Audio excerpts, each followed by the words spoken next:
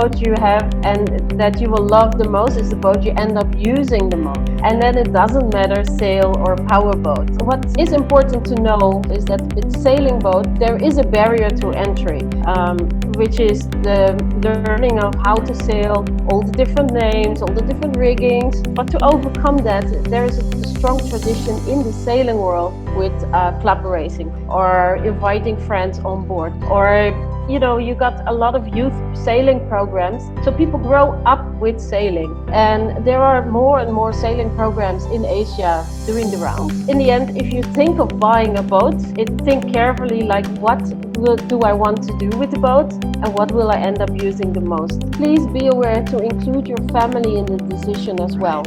Because I've often seen people, the man is totally enthusiastic about the boat, end up buying, and then keeps pushing his family to go on board. They don't like it, so please include your family and what they like.